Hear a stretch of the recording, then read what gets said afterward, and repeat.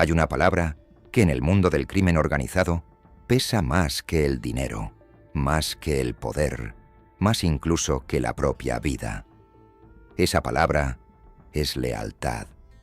Durante más de un siglo, las mafias levantaron imperios enteros sobre una sola promesa: que un hombre jamás entregaría a su hermano. Lo juraban con sangre, lo sellaban con un beso y lo pagaban con la muerte si lo rompían. Pero esta historia no trata de los que cumplieron el juramento. Trata de los otros, de los que una noche decidieron hablar, señalar, entregar, de los capos que miraron a los ojos a sus propios amigos y a sus socios, a sus compadres, y los vendieron. Estas son 20 de esas traiciones, 10 nacidas en Sicilia y Nueva York, bajo el código de la Cosa Nostra, y 10 forjadas a sangre y fuego en las calles de México y Colombia. Empecemos.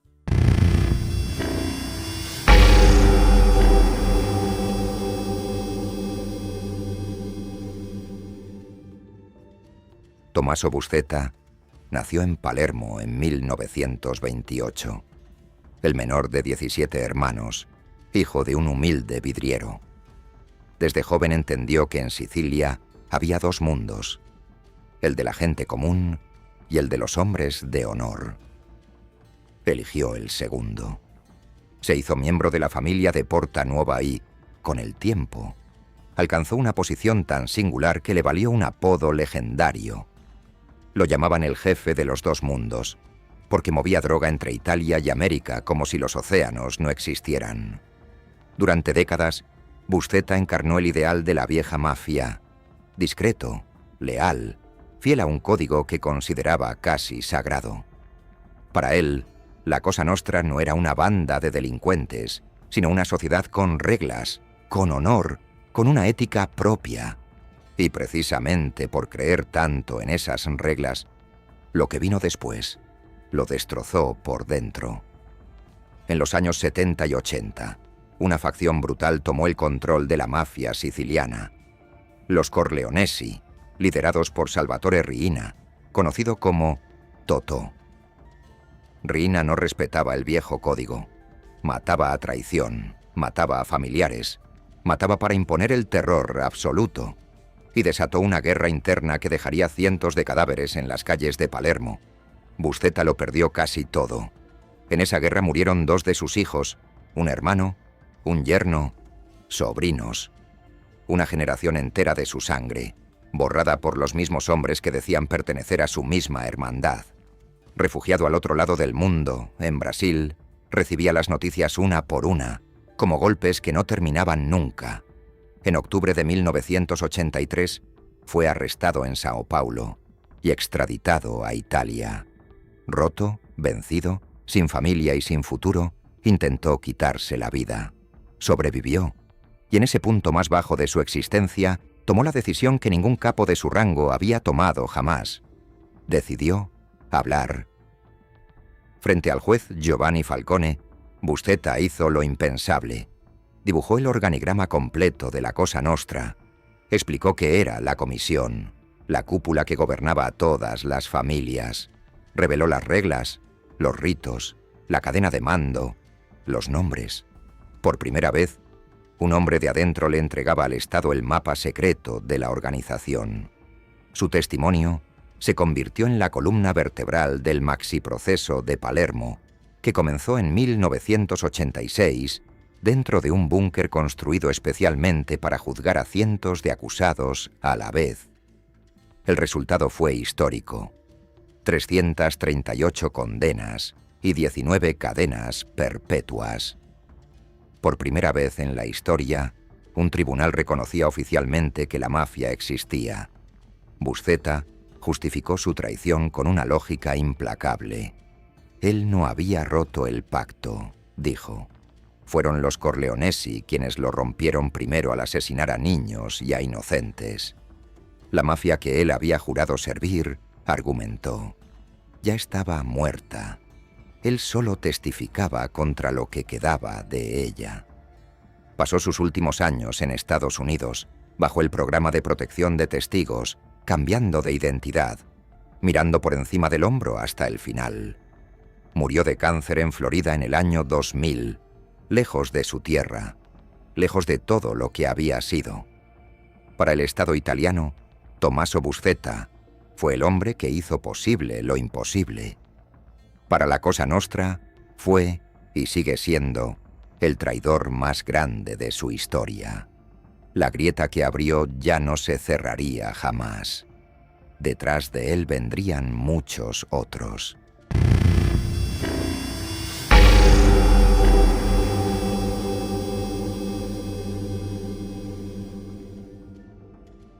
Salvatore Contorno, al que todos conocían por el apodo de Totuccio, fue uno de esos hombres que vinieron detrás. Era un soldado de la familia de Santa María de Jesús, un hombre de la calle, curtido, que conocía la violencia desde adentro y que durante años cumplió fielmente con todo lo que su organización le exigía. Pero Contorno tenía un problema. Estaba en el bando equivocado de la guerra. Los Corleonesi de Riina lo querían muerto. Sobrevivió a varios intentos de asesinato, emboscadas a sangre fría de las que escapó casi de milagro, viendo cómo caían a su alrededor compañeros y conocidos. Al principio, cuando la policía lo capturó, Contorno se negó en redondo a colaborar. El código pesaba demasiado. Hablar era impensable, una vergüenza que ni siquiera la muerte de los suyos parecía capaz de justificar. Mantuvo la boca cerrada, fiel a la omertá. Lo que lo cambió todo fue enterarse de que Tommaso Buscetta, un hombre al que respetaba profundamente, había decidido hablar. Si una figura de ese peso, de ese honor, había roto el silencio, entonces tal vez ya no quedaba nada que proteger. Cuenta la historia que cuando ambos se encontraron, Contorno se arrodilló ante Buscetta y le besó la mano, en señal de respeto absoluto, y que Buscetta, poniéndole la mano sobre el hombro, le dijo con calma que ya podía hablar, que tenía permiso. Fue una especie de absolución entre traidores. Contorno empezó a colaborar en octubre de 1984. El efecto fue inmediato y demoledor. Apenas una semana después de sus primeras declaraciones, se emitieron 127 órdenes de arresto contra miembros de la mafia siciliana. Su testimonio confirmó y amplió todo lo que Buscetta había revelado. Donde uno aportaba la estructura, el otro aportaba los detalles, los episodios concretos, los crímenes vividos en carne propia. Juntos, formaban una acusación a la que la mafia no tenía cómo responder. Contorno no solo fue clave en el maxiproceso de Palermo. Su palabra cruzó el Atlántico y resultó decisiva también en el famoso juicio de la Pizza Connection en Nueva York, que destapó cómo la heroína se distribuía en Estados Unidos escondida detrás de inocentes pizzerías. Su vida después fue la de un fantasma perseguido. En un episodio tan extraño como revelador, fue detenido años más tarde cuando, al parecer, preparaba su propia venganza armada contra los Corleonesi, un recordatorio de que el odio entre facciones nunca se apagó del todo. Totuccio Contorno demostró algo que la mafia tardaría en asimilar, que la traición de Buscetta no era un caso aislado, sino el principio de una avalancha. Una vez que el primer hombre de honor habló, hablar dejó de ser impensable. Se volvió contagioso.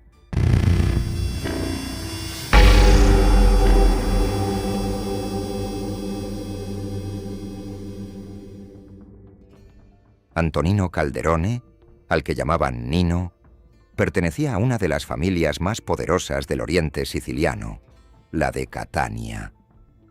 No era un don improvisado.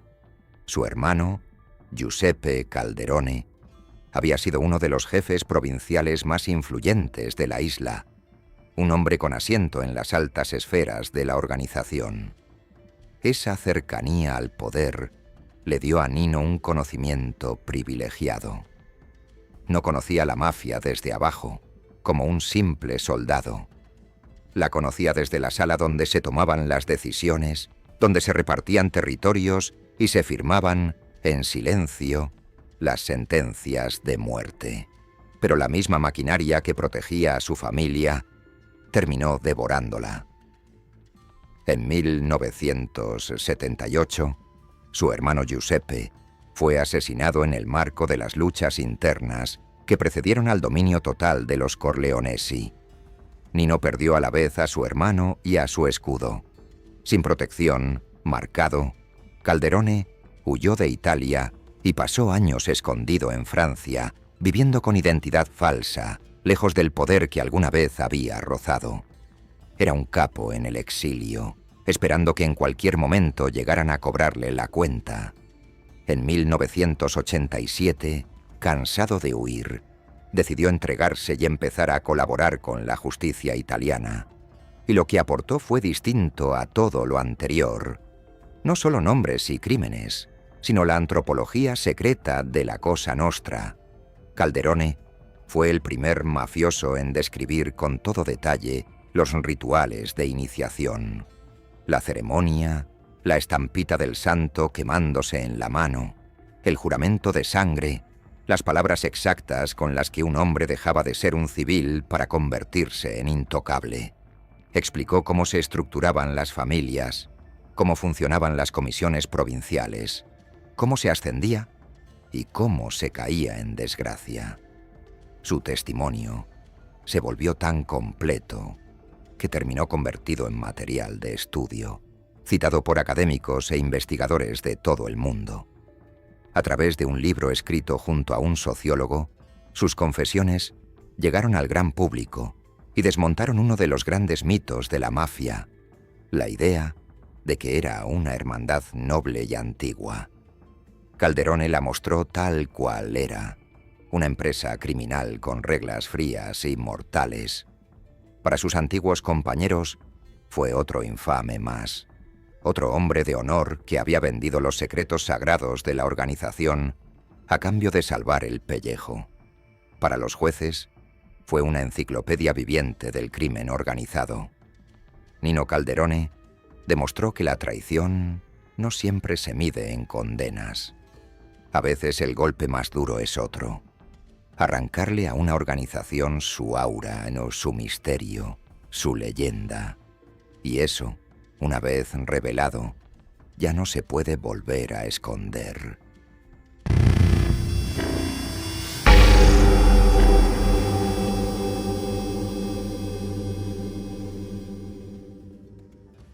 Gaspare Mutolo, conocido en el ambiente como Asparino, fue durante años un hombre de confianza dentro de la mafia palermitana, ligado al tráfico de drogas a gran escala. Conocía rutas, contactos, cuentas. Conocía, sobre todo, secretos que iban mucho más allá del mundo criminal. Porque Mutolo no era un simple traficante.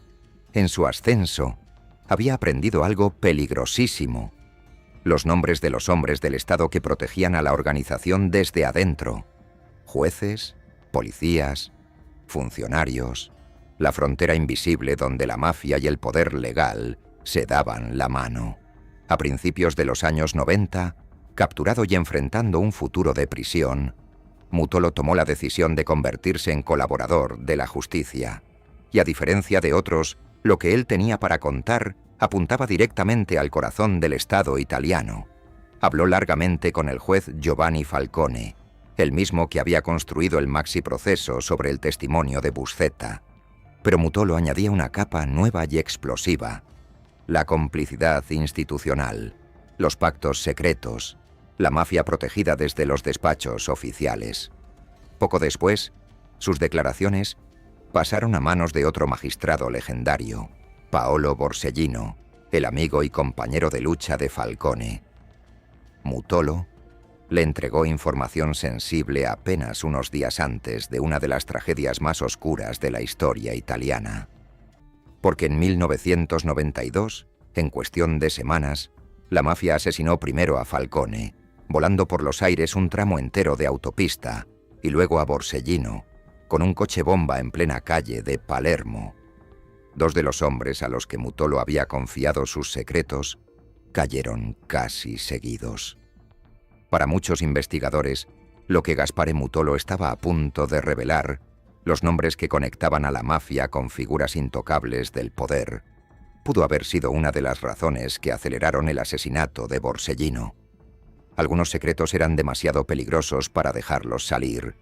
Esa es la dimensión que distingue su traición. Mutolo no solo entregó mafiosos, amenazó con derrumbar el muro que separaba al crimen organizado de las instituciones, y por eso su testimonio sigue rodeado, hasta hoy, de zonas en sombra y preguntas sin respuesta. Protegido como testigo, Mutolo sobrevivió, y con los años incluso encontró una vocación inesperada en la pintura, plasmando en cuadros los recuerdos de un mundo que había decidido destruir desde adentro. Su caso enseña que la traición más temida por una organización criminal no es la que la lleva a la cárcel, sino la que amenaza con exponer a sus protectores. Esa clase de verdad, a veces, se paga con la vida de quienes intentan escucharla.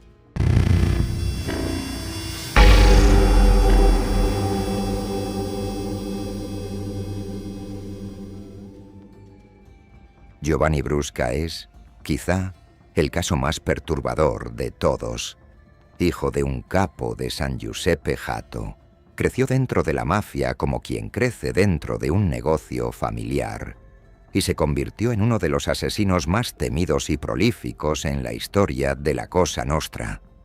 Su apodo lo decía todo. Lo llamaban el degollador de cristianos.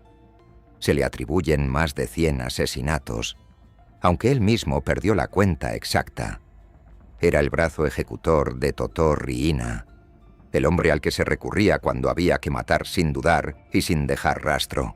Pero su crimen más conocido lo grabó para siempre en la memoria de Italia. El 23 de mayo de 1992, en una colina sobre la autopista cerca de Capaci, Giovanni Brusca fue quien apretó el detonador de media tonelada de explosivos enterrados bajo el asfalto. En esa explosión murió el juez Giovanni Falcone, junto a su esposa, también magistrada, y 3 hombres de su escolta. Fue un atentado tan brutal que sacudió al país entero y se convirtió en el símbolo de la guerra abierta entre la mafia y el Estado. Y hay un crimen aún más imperdonable en su historial.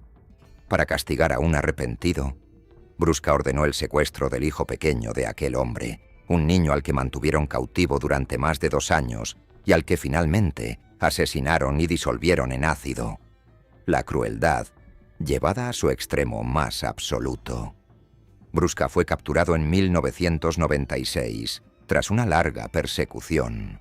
Y entonces, el verdugo más feroz de la mafia hizo exactamente lo que tanto despreciaba en hombres como Buscetta. Decidió convertirse en colaborador de la justicia. Sus revelaciones fueron enormes. Confirmó los detalles internos de los grandes atentados, entregó información sobre la cúpula, contribuyó a esclarecer crímenes que llevaban años sin respuesta. El asesino de Falcone terminó hablando contra la organización a la que había servido con tanta sangre. La reacción dentro de la mafia fue de absoluto desprecio. Desde la cárcel, Totò Riina, su antiguo jefe, resumió todo con una sola palabra para definirlo: infame. Para los suyos, no había caída más baja que la de Brusca. Su colaboración generó un debate profundo y doloroso en Italia. ¿Cómo aceptar el testimonio, e incluso los beneficios legales, de un hombre responsable de tantas muertes, incluida la de un niño? Las víctimas y sus familias cargaron con una herida imposible de cerrar. Giovanni Brusca encarna la paradoja final de la traición mafiosa, que a veces el mismo sistema que premia al arrepentido se ve obligado a negociar con monstruos. Su nombre quedó atado para siempre a 2 cosas opuestas: el horror de Capaci y la lista de quienes al final también hablaron.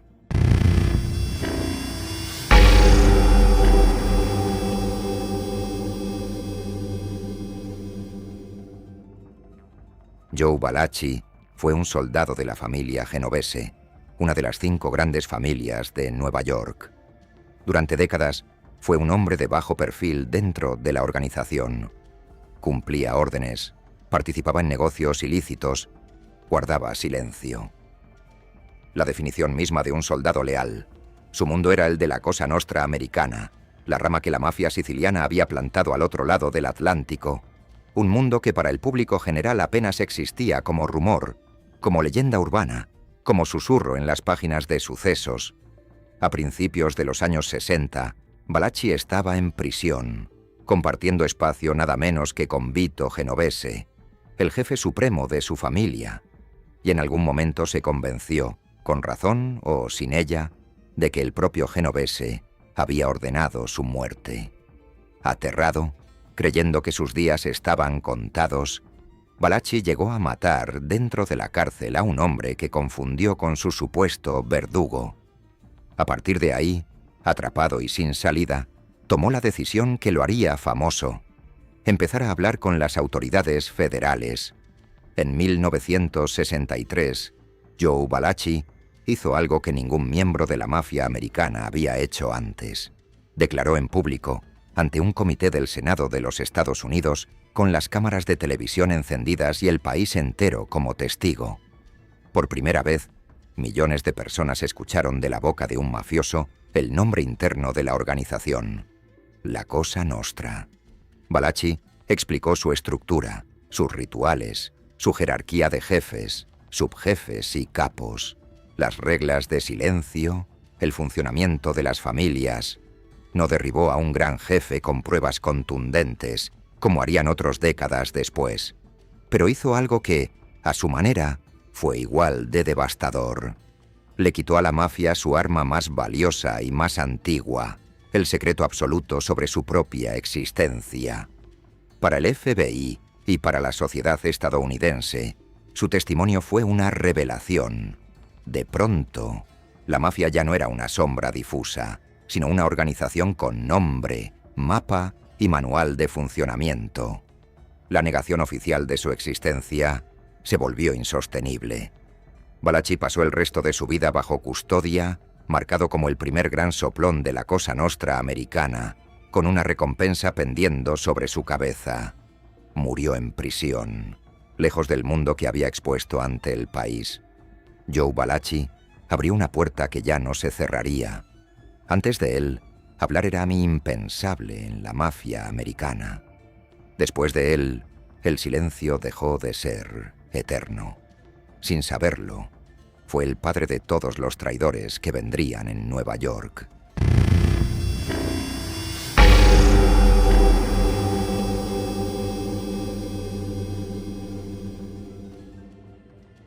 Salvatore Gravano, conocido en todo el bajo mundo como Sammy the Bull, Sammy el Toro, llegó a ser el subjefe de la familia Gambino, la más poderosa de Nueva York, el número 2 de un imperio criminal que movía millones y que parecía intocable. Su jefe era John Gotti, el capo más mediático de la historia de la mafia americana. Lo llamaban el Don de Teflón, porque ningún cargo lograba pegársele. Salía absuelto una y otra vez, sonriendo a las cámaras, convertido en una celebridad que desafiaba abiertamente a la ley. Gravano había sido pieza clave en el ascenso de Gotti. Juntos habían organizado, en 1985, el asesinato del anterior jefe de los Gambino frente a un restaurante de Manhattan, un golpe espectacular que le abrió a Gotti el camino al trono. Eran, en teoría, hombres unidos por sangre y por crimen. Sammy era además un asesino implacable. Con el tiempo confesaría su participación en 19 homicidios, incluidos los de su propio mejor amigo y el de su cuñado. Un hombre capaz de matar a los suyos sin que le temblara la mano. Pero en 1991, encerrados juntos a la espera de juicio, todo se quebró. El FBI tenía grabaciones de Gotti hablando, y en esas cintas, Sammy escuchó cómo su jefe lo menospreciaba y maniobraba para cargarle a él las culpas de los crímenes más graves. Para Gravano, fue la gota final. El número 2 de los Gambino tomó el teléfono. y se ofreció a colaborar con el gobierno. Se convertía así en el mafioso de más alto rango en la historia de Estados Unidos en testificar contra su propio jefe. Su testimonio fue letal. Detalló crímenes, estructuras, asesinatos, con la frialdad de quien recita una contabilidad, y mandó a John Gotti, el intocable Don de Teflón, a una condena de cadena perpetua de la que ya no saldría jamás. Gotti moriría en prisión en 2002. A cambio de su colaboración, Gravano, autor confeso de 19 muertes, cumplió apenas 5 años de prisión. El contraste fue tan brutal que escandalizó a familiares de las víctimas y alimentó un debate feroz sobre el precio de la justicia. La historia, sin embargo, no terminó ahí. Años después, ya en libertad y viviendo en Arizona, Gravano volvió a caer, esta vez al frente de una red de tráfico de éxtasis. El traidor más famoso de la mafia no logró, al final, escapar del todo de su propia naturaleza. En el mundo del AMPA, el nombre de Sammy the Bull se convirtió en sinónimo de una sola palabra: rata. El hombre que tenía el poder de un imperio en sus manos eligió la supervivencia sobre la lealtad y con ello derribó a la familia que lo había hecho grande.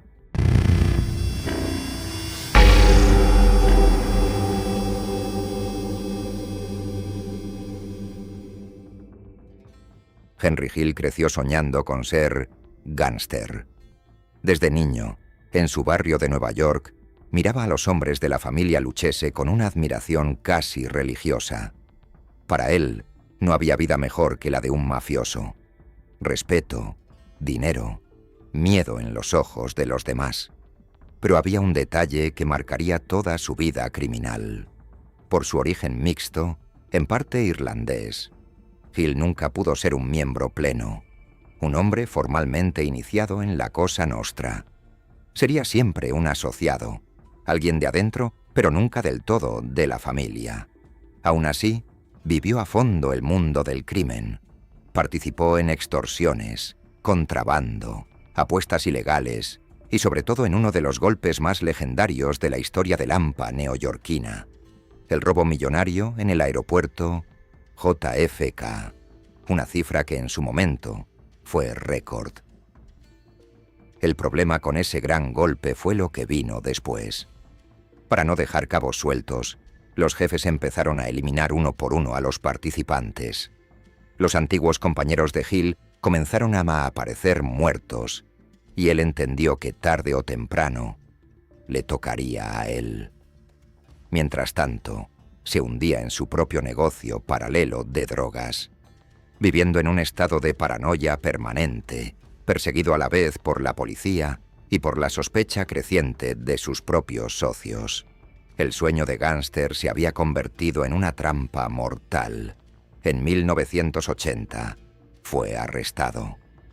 Y frente a la certeza de que sus amigos lo matarían para silenciarlo, Henry Hill hizo su elección: colaborar con el FBI y entregar a la red completa de la familia Lucchese a cambio de protección. Su testimonio mandó a prisión a hombres con los que había compartido toda su vida. Apuestas, asesinatos, el famoso robo del aeropuerto. Lo contó todo. Y luego desapareció con su familia dentro del programa de protección de testigos, despojado de su nombre y de su identidad. Lo curioso es que la historia de Henry Hill se volvió mundialmente famosa, porque su vida inspiró una de las películas más célebres jamás hechas sobre la mafia, dirigida por uno de los grandes maestros del cine. Su traición se convirtió en mito de la cultura popular. En la vida real, Hill no soportó bien el anonimato. Salió del programa, dio entrevistas, contó una y otra vez sus historias, incapaz de soltar el único mundo que había amado de verdad. Murió en 2012, sin mostrar jamás verdadero arrepentimiento por haber traicionado. Su caso revela una verdad incómoda sobre ese universo: que la lealtad eterna que la mafia predica se evapora en el instante en que la propia familia decide que sobras. Hill habló porque sabía que sus amigos ya habían firmado su sentencia de muerte.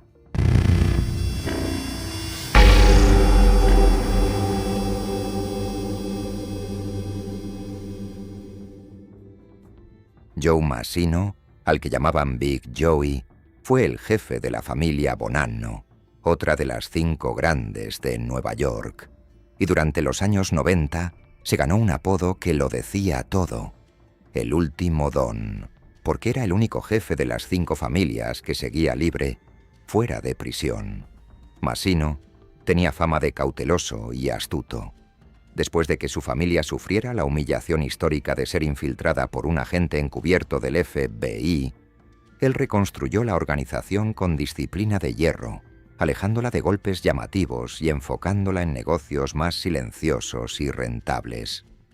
Bajo su mando, los Bonanno recuperaron prestigio y poder, y volvieron a ocupar su asiento en la comisión, el órgano que coordinaba a las familias. Massino presumía, además, de algo único.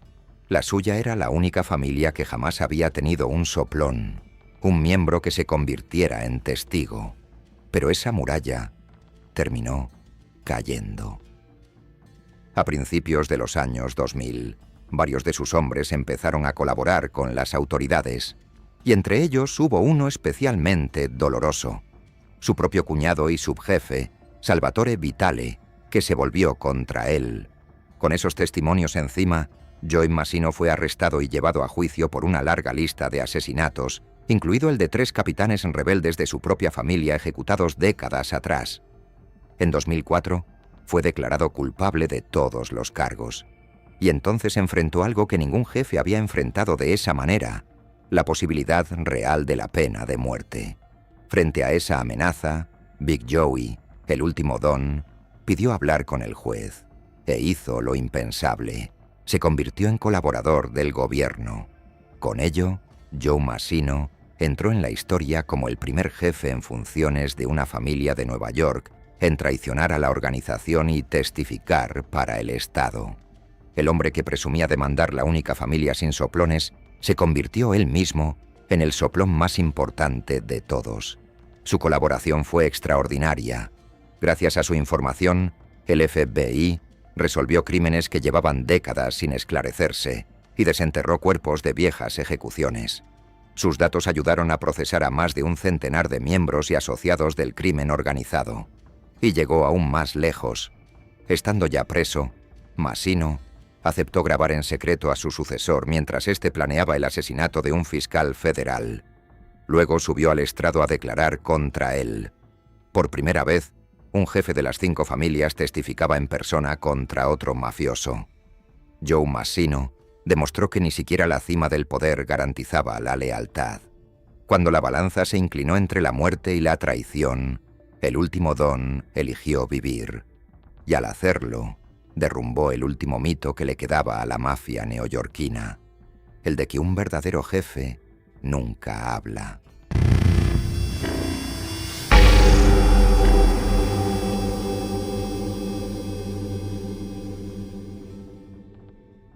Salvatore Vitale, apodado el Guapo Sal, fue el subjefe de la familia Bonanno y, sobre todo, el hombre de máxima confianza de Joe Massino. No solo eran socios en el crimen, eran familia, unidos por lazos de sangre política. Vitale era el cuñado del jefe.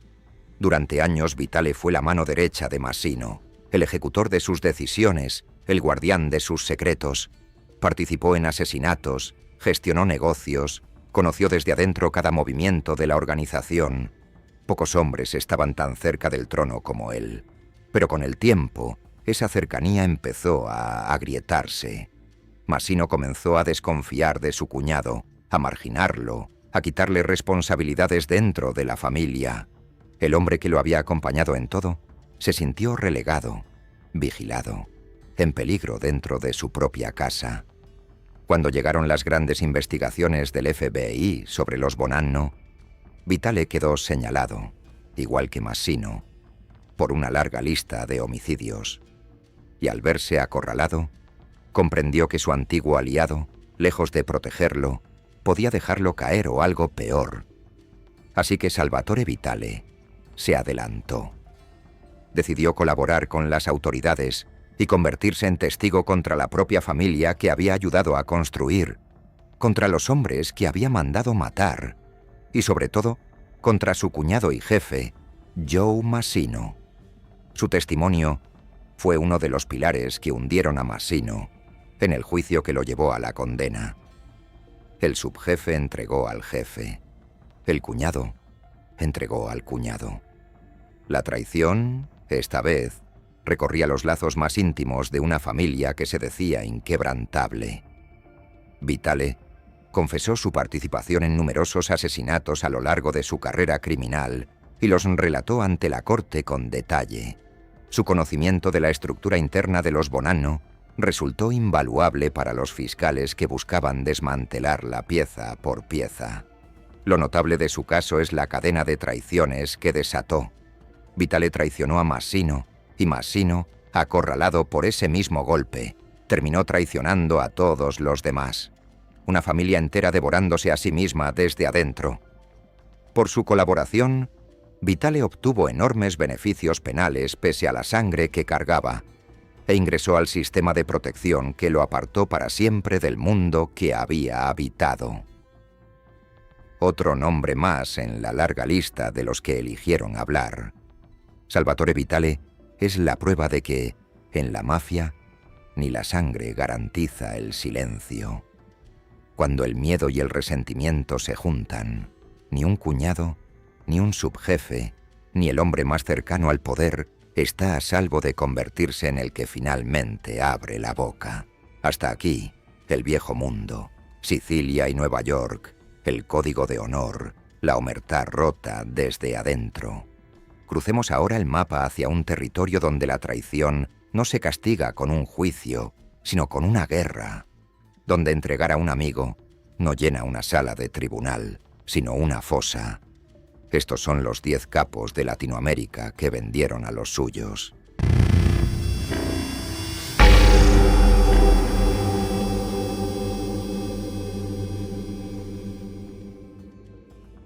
Joaquín Guzmán. Lo era el Chapo. Fue durante años el narcotraficante más buscado del planeta y la cabeza del cártel de Sinaloa. A comienzos de los años 2000, su organización formaba parte de un sindicato criminal conocido como La Federación, el sindicato del narco mexicano en su máximo esplendor.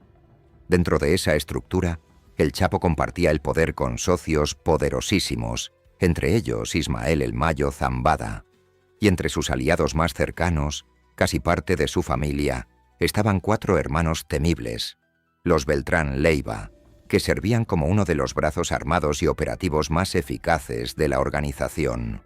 El menor de ellos, Alfredo Beltrán Leiva, apodado El Mochomo, era una pieza clave de la maquinaria. Manejaba transporte de droga, lavado de dinero y la compra de funcionarios. La relación con el Chapo era tan estrecha que estaba sellada incluso por lazos familiares. Pero bajo esa alianza crecía la desconfianza. Los Beltrán Leiva se habían vuelto demasiado visibles, demasiado independientes, y mantenían vínculos con enemigos históricos de El Chapo. La tensión interna crecía como una olla a presión a punto de estallar. El 21 de enero de 2008, fuerzas del ejército mexicano capturaron a El Mochomo en una finca de Culiacán.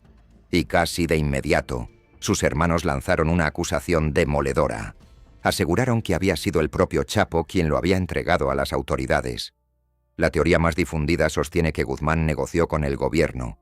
Entregaba a su aliado a cambio de favores, entre ellos, según las versiones, beneficios para su propio hijo, que había sido detenido tiempo atrás. Fuera cierto o no, la sola percepción de traición bastó para encender la mecha. Los Beltrán Leiva rompieron de manera brutal con el cártel de Sinaloa y, para vengarse, se aliaron precisamente con los enemigos de El Chapo, los Zetas y el cártel de Juárez. La vieja federación se partió en dos y comenzó una de las guerras más sangrientas de la historia del narco mexicano. La venganza fue personal y atroz. Pocos meses después, sicarios asesinaron a Edgar, uno de los hijos del propio Chapo, en un estacionamiento de Culiacán a plena luz del día. La sangre de la traición empezó a pagarse con la sangre de las familias. La guerra dejó miles de muertos repartidos por varios estados de México y descompuso incluso a las propias instituciones, con policías sirviendo a una facción o a la otra. En 2009, Arturo Beltrán Leiva, el jefe del clan, fue abatido por la Marina y la organización comenzó su declive. Real o no, aquella delación se convirtió en una de las traiciones fundacionales del narco moderno. Demostró que en ese mundo, la alianza más íntima podía romperse por una jugada de poder y que la respuesta nunca sería un juicio, sino años enteros de guerra y de cadáveres.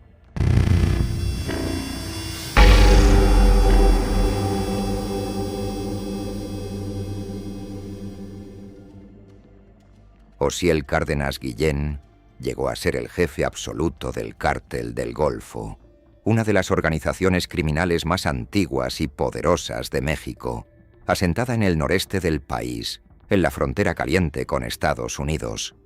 Osiel era un hombre obsesionado con la seguridad y el control, y tuvo una idea que, sin saberlo, cambiaría para siempre la historia del crimen en México. Reclutar a un grupo de exmilitares de élite, desertores de fuerzas especiales, para que fueran su guardia personal y su brazo armado. A ese grupo lo bautizaron con un nombre que pronto sembraría el terror en todo el país: los Zetas. Al principio eran exactamente lo que Osiel había imaginado: un escudo letal, un ejército privado de soldados entrenados, fieles, brutales, capaces de imponer su voluntad por la fuerza. Los Zetas profesionalizaron la violencia del narco. Trajeron tácticas militares, disciplina de combate y una crueldad calculada que aterrorizaba a rivales y a poblaciones enteras. Eran los hombres en los que Osiel más confiaba, su creación más perfecta. Pero toda criatura demasiado poderosa termina volviéndose contra su creador. Con el tiempo, los Zetas acumularon tanto poder, tanto territorio y tanto dinero propio que dejaron de necesitar al Cártel del Golfo que les había dado origen. En 2003, Osiel Cárdenas fue capturado y años más tarde, en 2007, extraditado a Estados Unidos. Desde allí, enfrentando a la justicia norteamericana, terminó negociando y cooperando con las autoridades, una jugada que sus antiguos socios vivieron como una traición. Mientras tanto, sin su líder y resentidos, los Zetas dieron el paso definitivo. Se separaron por completo del Cártel del Golfo y se convirtieron en una organización independiente. La Guardia Personal se había transformado en un cartel autónomo. Y no solo eso, se convirtieron en el enemigo más feroz y más sanguinario de quienes alguna vez los habían creado. La guerra entre el Golfo y los Zetas inundó de violencia el noreste de México, con masacres que estremecieron al mundo entero. La historia de Osiel es la de una traición doble. Fue traicionado por la fuerza que él mismo engendró, y a la vez fue visto como traidor por colaborar con el gobierno extranjero, un hombre atrapado entre dos fuegos que él mismo había ayudado a encender. Su caso es una lección sombría sobre el poder, que quien entrega armas y entrenamiento a hombres sin lealtad solo está fabricando a sus futuros verdugos. Osiel Cárdenas creó un monstruo, y ese monstruo terminó devorando todo lo que él había construido.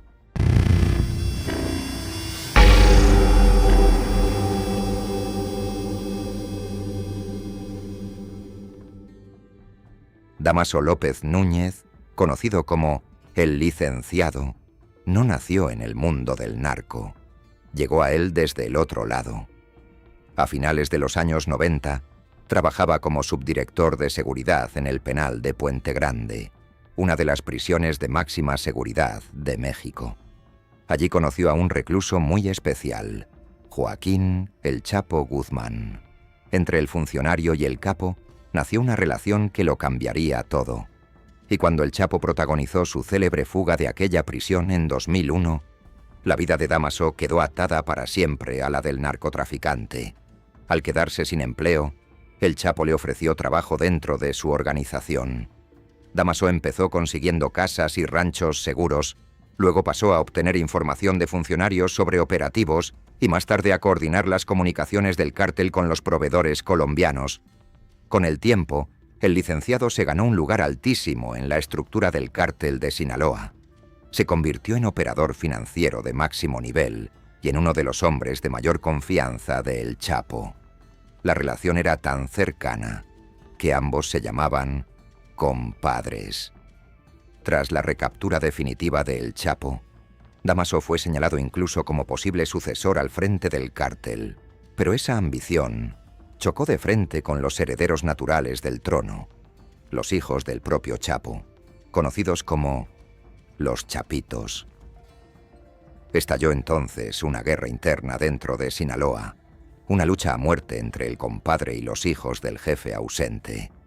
El hombre de máxima confianza se había convertido en rival de la propia sangre de El Chapo, y el conflicto dejó muertos y fracturas profundas en la organización.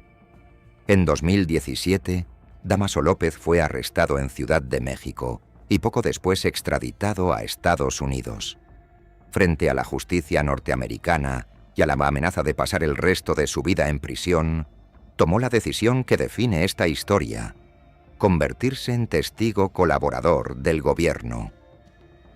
En enero de 2019, el licenciado subió al estrado de una corte federal en Brooklyn y declaró contra el hombre al que había llamado compadre durante años.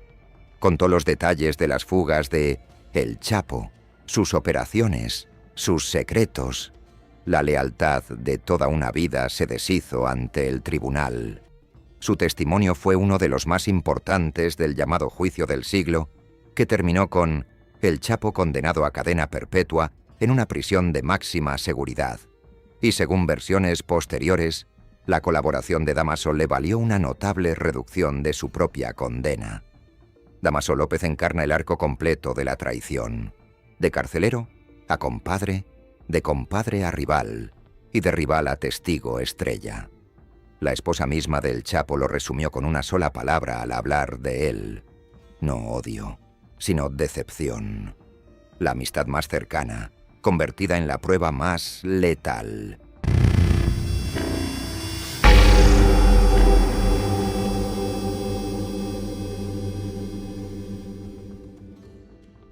Vicente Zambada Niebla, conocido como el Vicentillo, nació en la cúspide del narco mexicano.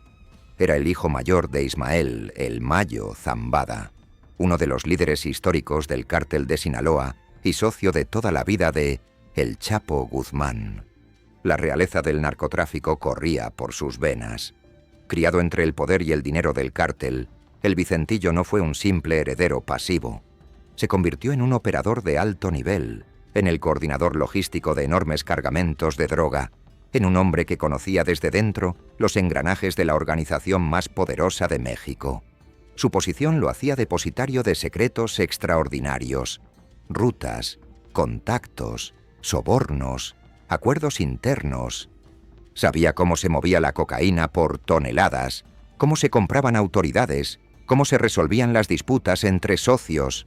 Era, literalmente, el príncipe del cártel.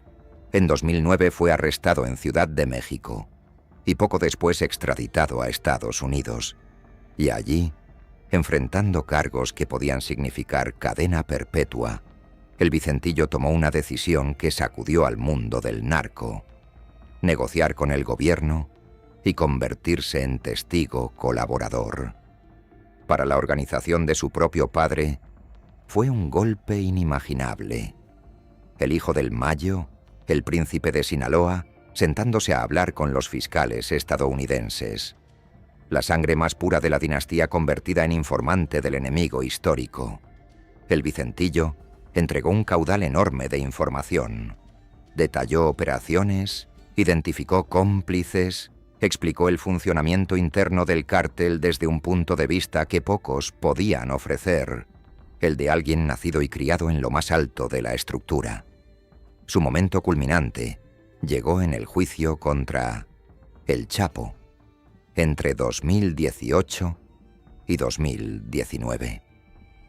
El Vicentillo declaró en varias audiencias contra el viejo socio de su padre, aportando detalles devastadores sobre los negocios, los sobornos y la violencia del cártel de Sinaloa, a cambio de esa cooperación que tribunales y fiscales calificaron de extraordinaria. Su condena se redujo drásticamente, de una posible cadena perpetua a una pena de pocos años. El príncipe del narco había canjeado los secretos de su mundo por su libertad. Tiempo después, su rastro se volvió difuso. Su información desapareció de los registros públicos de prisiones, envuelto en el manto de secreto que protege a los grandes testigos protegidos del gobierno estadounidense. El caso de El Vicentillo demuestra que en el narco moderno ni siquiera la dinastía garantiza la lealtad. El hijo de uno de los capos más poderosos eligió hablar antes que pudrirse en prisión, y con ello le recordó al mundo que, cuando la cárcel aprieta, hasta la realeza del crimen termina por ceder.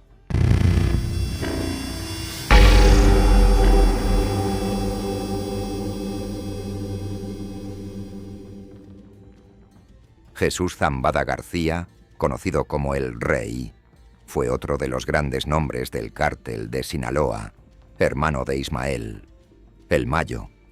Zambada formaba parte del círculo más íntimo del poder, una pieza central en la maquinaria que dominó el narcotráfico mexicano durante años.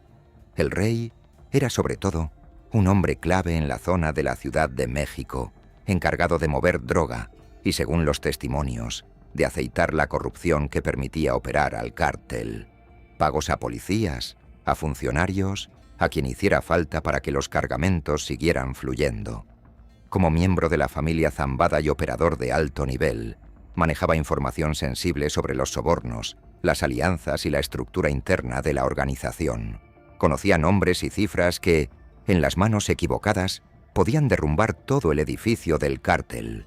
Capturado en México y luego extraditado a Estados Unidos, el Rey Zambada se vio frente al mismo dilema que tantos otros: enfrentar décadas de prisión o negociar, y eligió como ellos el camino de la colaboración con el gobierno norteamericano. En el juicio contra El Chapo, Jesús el Rey Zambada fue uno de los primeros grandes testigos de la Fiscalía. Desde el estrado, relató con detalle el funcionamiento del cártel del que su propia familia era cabeza, los sobornos millonarios, las rutas, las guerras internas. Sus declaraciones apuntaron directamente contra el viejo socio de su hermano, aportando piezas decisivas para la condena de El Chapo. El hermano del Mayo Zambada se convertía así en una de las voces que hundían a uno de los hombres más temidos del planeta. Pero su testimonio tuvo un efecto colateral explosivo. Al describir la red de corrupción del cártel, salpicó a figuras de altísimo nivel del poder político y de seguridad mexicano, abriendo heridas que aún hoy siguen generando escándalos y procesos. Por su colaboración, el Rey obtuvo beneficios sustanciales. Su situación penal se alivió y, con el tiempo, su nombre incluso fue retirado de listas negras internacionales, una muestra del valor que el gobierno estadounidense le concedió a su testimonio. Lo notable de su caso es que la traición vino, una vez más, desde el corazón mismo de la familia. No un rival, no un enemigo, un hermano del cofundador del cártel, sentándose a contar todos los secretos ante una corte extranjera. Jesús, el Rey Zambada, confirma un patrón inquietante del narco de Sinaloa, que sus mayores enemigos no llegaron de afuera, sino de adentro. Hermanos, hijos, compadres, todos terminaron, uno tras otro, hablando frente a un juez. La organización más poderosa fue desangrada por los suyos.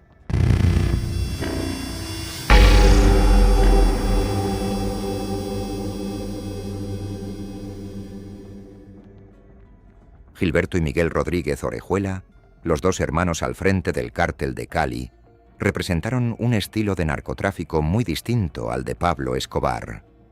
Mientras Escobar hacía la guerra con bombas y terror, ellos se vendían como empresarios discretos, elegantes, casi respetables.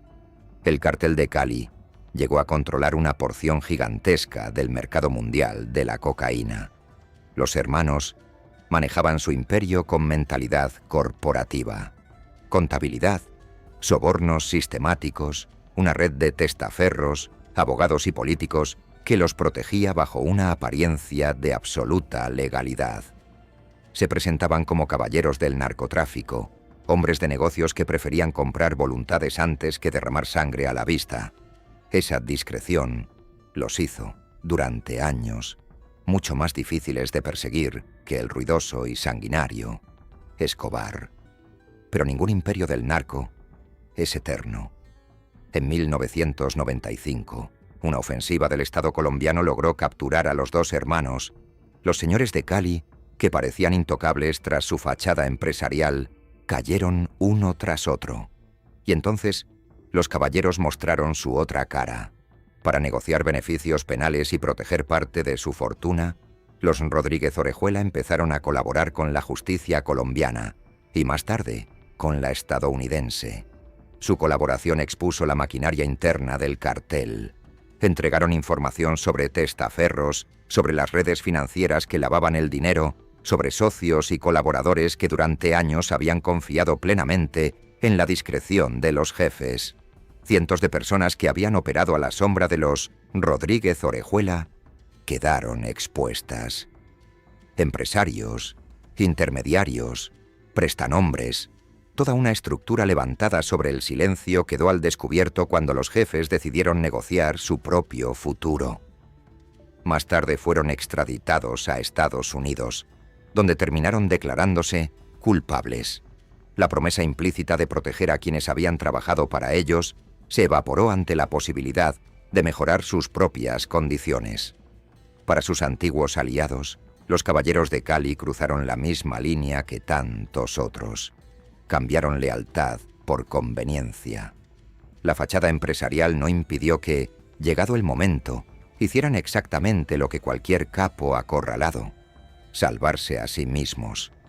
El caso de los Rodríguez Orejuela demuestra que el estilo no cambia el fondo. Discretos o violentos, elegantes o brutales, cuando el imperio cae, la lealtad suele ser lo primero que se pone a la venta. Y los que confiaron en el silencio del jefe son siempre los primeros en pagarlo.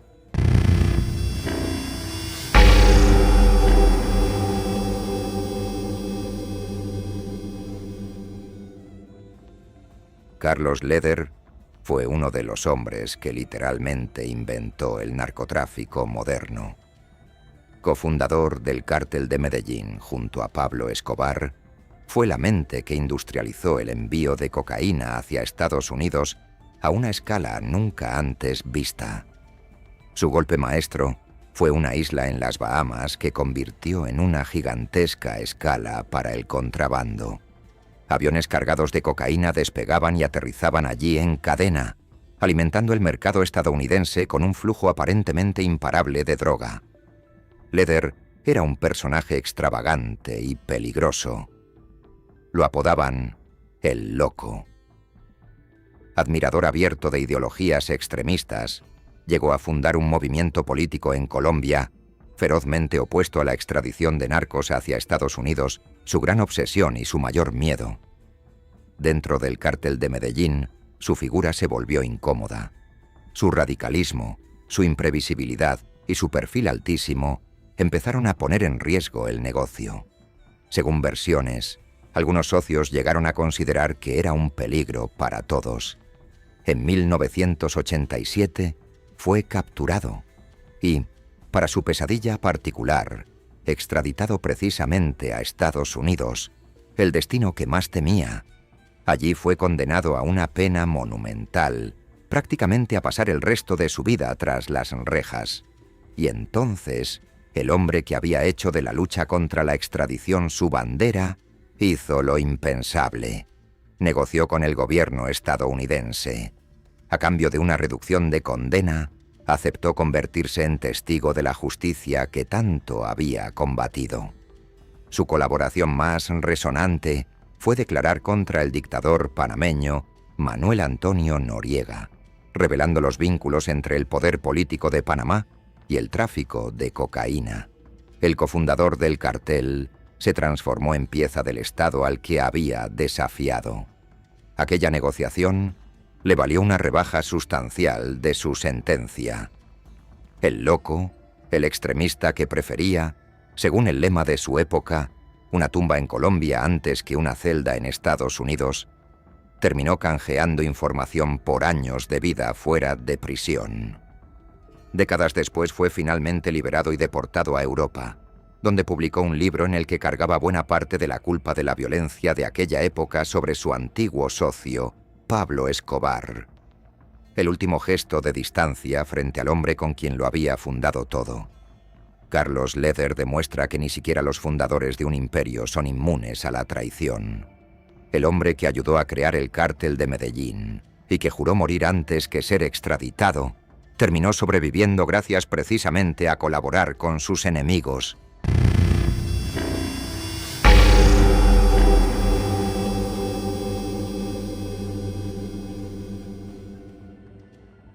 John Jairo Velázquez, conocido en todo el continente por su apodo, Popeye, fue el jefe de sicarios más célebre del cártel de Medellín y la mano armada más fiel de Pablo Escobar. Un hombre cuyo nombre quedó asociado a una de las olas de violencia más brutales de la historia de Colombia. Popeye no era un capo en el sentido clásico, sino el ejecutor, el hombre que mataba por orden del jefe. Llegó a comandar a buena parte de los sicarios del cartel y, por su propia confesión, participó directamente en la muerte de cientos de personas y en la planificación de miles más. Su lealtad a Escobar era casi religiosa. Mató por él, mintió por él, arriesgó la vida por él una y otra vez. Durante la guerra total que el cartel libró contra el Estado colombiano, Popeye fue uno de sus soldados más temidos y eficaces. Participó en algunos de los crímenes que marcaron a un país entero: atentados, secuestros y la planificación del asesinato de un candidato presidencial. La violencia del cártel de Medellín llevaba en gran medida la firma de hombres como él. Pero cuando el cerco se cerró sobre Escobar y la guerra empezó a perderse, Popeye hizo lo que tantos otros. En 1992 se entregó a la justicia colombiana. El soldado más fiel del cartel decidió que sobrevivir valía más que seguir cayendo con su jefe. Desde prisión y luego de la muerte de Escobar, Velázquez colaboró con las autoridades, aportando información y testimonios sobre los crímenes del cártel, sus métodos, sus estructuras. El verdugo se convirtió en una fuente para reconstruir la historia sangrienta que él mismo había escrito. Tras más de 2 décadas tras las rejas, salió en libertad. Y entonces protagonizó una de las reconversiones más insólitas. Se transformó en una celebridad mediática, escritor y figura de Internet, contando sus crímenes ante miles de seguidores bajo el apodo de Popeye, el arrepentido. Esa exposición pública generó indignación y polémica. Muchos lo acusaron de lucrar con el horror, de convertir en espectáculo el sufrimiento de las víctimas. El antiguo sicario se había vuelto un personaje de entretenimiento sobre la sangre que había derramado. Su libertad, además, estuvo siempre bajo sospecha. Fue señalado por presuntos vínculos persistentes con el bajo mundo, y su pasado lo perseguía a cada paso, hasta su muerte por enfermedad años después, convertido en una figura tan famosa como repudiada.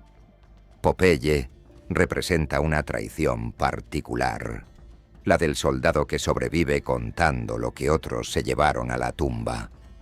Habló del cartel, de Escobar, de los crímenes, pero su mayor traición quizás fue a las víctimas, al transformar el horror en fama y la sangre en relato vendible.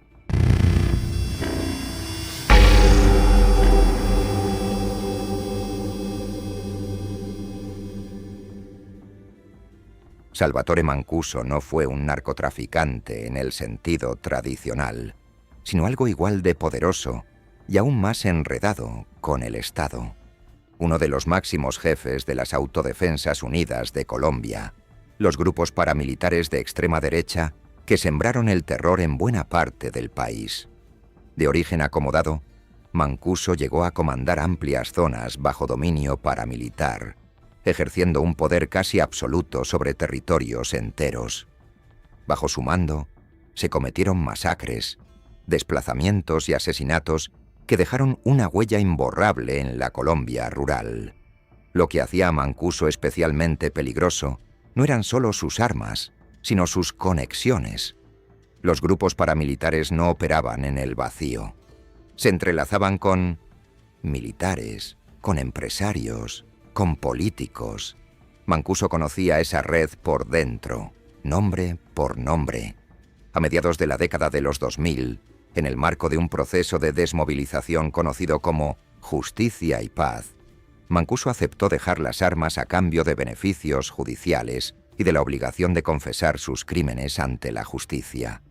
Y en esas confesiones, llamadas versiones libres, Salvatore Mancuso hizo algo que estremeció al país. Empezó a revelar los vínculos profundos entre el paramilitarismo y el poder establecido. No solo habló de sus propios crímenes, habló de sus aliados. Sus declaraciones desataron uno de los mayores escándalos políticos de la historia reciente de Colombia, conocido como la parapolítica. Decenas de congresistas, gobernadores y funcionarios quedaron señalados por sus presuntos pactos con los grupos paramilitares. Generales, empresarios y figuras que durante años se habían beneficiado del poder paramilitar o que incluso lo habían financiado o protegido, vieron sus nombres salir a la luz por boca del propio Mancuso. El hombre que conocía los secretos los estaba contando todos.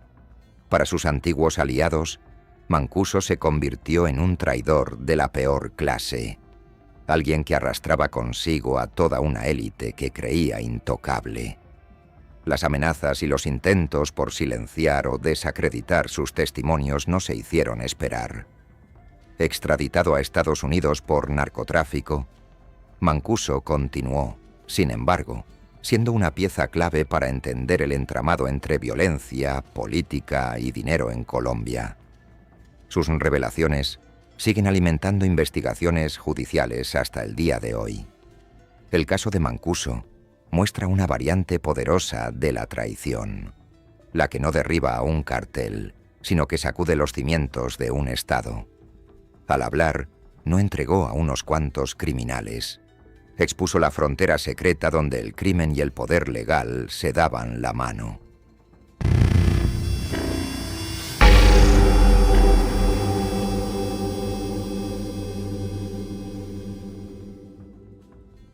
Juan Carlos Ramírez Abadía, conocido por el apodo de Chupeta, fue uno de los grandes capos del Cártel del Norte del Valle, la organización que tomó el relevo cuando cayeron los grandes carteles de Medellín y Cali en Colombia. Chupeta manejó cantidades colosales de cocaína hacia Estados Unidos y México, amasando una fortuna inmensa. Era conocido por su frialdad para los negocios y por una obsesión casi enfermiza: someterse a múltiples cirugías plásticas para cambiar su rostro y escapar de la justicia. Esa misma paranoia revelaba el mundo brutal en el que se movía. El Cártel del Norte del Valle estuvo marcado por guerras internas feroces, traiciones constantes y ajustes de cuentas sangrientos entre facciones que antes habían sido aliadas. Tras años de fuga y de transformaciones de su apariencia, Chupeta fue finalmente capturado en Brasil, donde vivía con identidad falsa y un rostro casi irreconocible por las operaciones. La maquinaria de la justicia internacional terminó alcanzándolo. Extraditado a Estados Unidos, se enfrentó a la perspectiva de pasar el resto de su vida en prisión.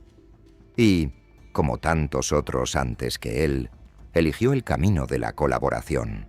Se convirtió en testigo del gobierno estadounidense.